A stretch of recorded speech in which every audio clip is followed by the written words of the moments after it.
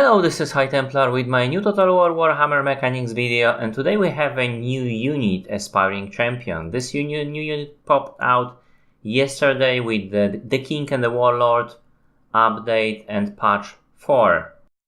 So let's just test those guys against few units and check out how good they are, because this is very interesting unit and controversial, shall we say. 16 men inside this unit.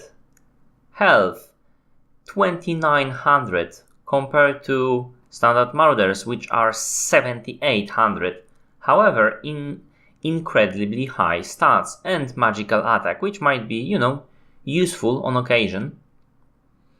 So that is 180 health hit points per man. Let's just see how those guys will fight against Chaos Marauders. And this is actually very high difficulty, very hard.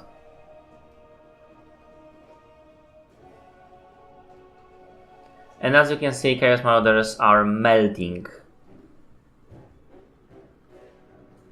Still 16 aspiring champions at the end of the fight. And that's all she wrote. So when you have still 16 men at the end of the fight, this is very good for the campaign, because you just don't need to replenish them. That is something worth noticing. But in the multiplayer, those guys also, as you can see, pretty good at melting your standard low tier infantry. But the key is that those guys are heavy armored. Let's see how those guys will work against Chaos Warriors, Chaos Marauders with great weapons. Chaos Marauders with great weapons. Not the best unit there is, if you know what I mean. Still has some problems, still has some longer attack animation that it should. Yeah, charged in. This is normal difficulty. And as you can see here, the results are very similar. True, this is normal difficulty, but still, those guys destroyed those Marauders with great weapons, so maybe we can go somewhere higher. Maybe try to kill a unit that is actually more expensive than champions. So this is Gore-herd. And the Gore-herd again is a perfect target against aspiring champions, because those guys don't have armor piercing and have a very low armor, so most of the damage made by the champions will be getting through.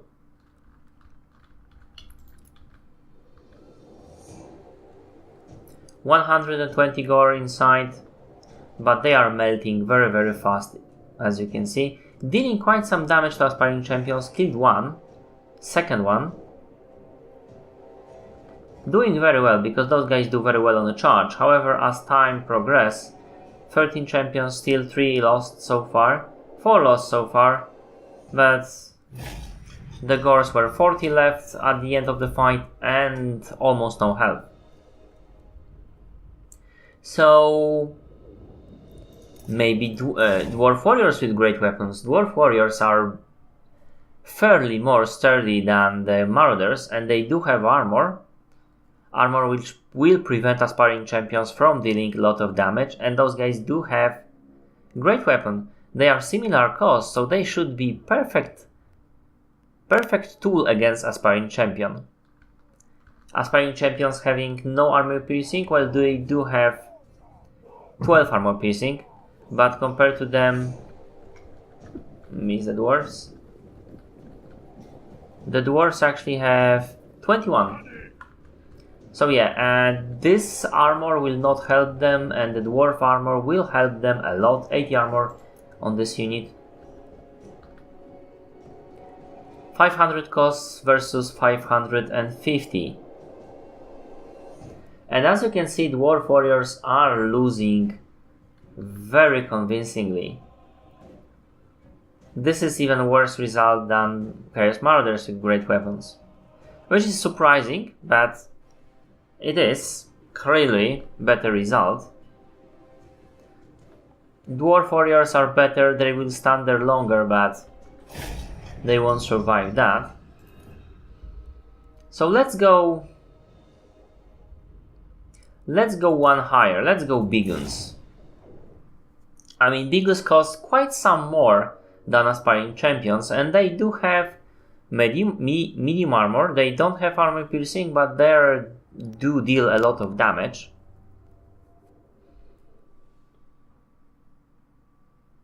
Let's just see how much of a unit are those Aspiring Champions. 100 Biguns there. Straight charge. At the beginning there is no wrapping around, but it starts as the game progresses. And as you can see, they are more or less the same, but the Aspiring Champions are actually winning. Unit is winning. See that? And the Orc Biguns melted with still 11 of those guys alive. So where is the border? How good is Aspiring Champions against infantry units? Let's try to test them against Longbird with great weapons. Longbird with great weapons is amazing unit, absolutely amazing unit that is performing well over its cost. They do have armor piercing, they do have big armor, so they are like Dwarf Warriors with great weapons, but they are so much better. Let's just see. I'm wrapping around just to make sure I'm squeezing most of my guys. And as you can see, this fight is going into the Longbirds. And going into Longbirds faster and faster as those Aspiring Champions dies. Because for each dead Longbird, the next one here can take his place. For the Aspiring Champions, that is it. There is only a single line. So once they start to die, they are dying very, very quickly. And that was very decisive defeat. So yeah, we've seen how those guys are dealing with the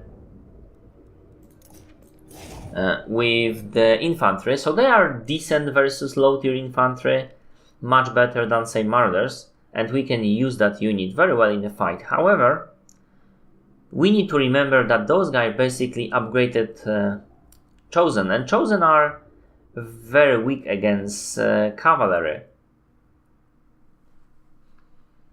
You've seen me in another test destroying a Chosen unit with a unit of Knights of the Realm. So let's try to melt those guys with standard Orc Boar Boys. Boar Boys, slight armor piercing, very low stats, but they are cav, and they are shock cav, and as you can see, just a few cycle charges were able to melt the Aspiring Champions. And there is still 60 Orc Boys. I mean, maybe like 57 or 55, but still, most of the Orc Boys are inside. Let's see how the Knights of Blazing Sun will actually do against those guys. Obviously, Knights of Blazing Sun are much more powerful, but this is something you might find on the battlefield. It's not a question of whether they will be stronger, because we know they will be. They are much more expensive. It is a question of how long those guys can stand against the Knights of Blazing Sun. Because for such a cheap unit, they didn't stand very long against the Orcs, but then again we didn't really expect them to do so. Now this is non-armor piercing unit, and as you can see, melted in under 25 seconds. So those guys wouldn't be able to do the same with the Marauders. I mean, they would be able to rout them, but not destroy them like that. And there is one final test that needs to be done, because, like I said, those guys have very high armor, very nice stats, but very low health, and there is only 16 of them.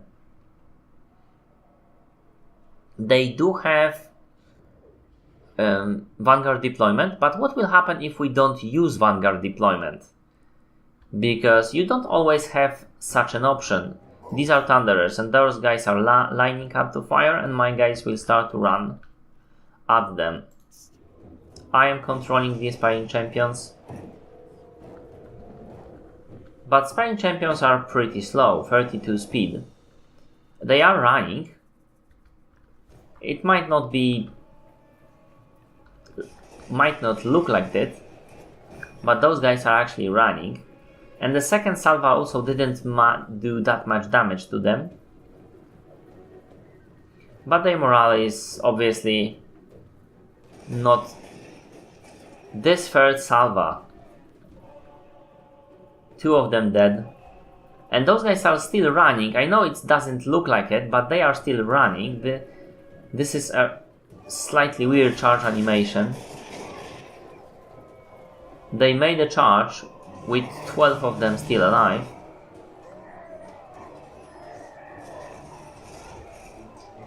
And broken by the units of Thunderers. So they are extremely vulnerable against any fire, especially armor-piercing fire, because of that low health. So I must admit they performed better than I expected, but in most cases it was pretty much a done deal. If they will get into any cav unit, this cav unit will take them out in 30 seconds in the single charge. They won't have to cycle charge them. Except it will be like very low tier cav, like just Borg boys. Those guys won't be able to kill them in single charge, but still.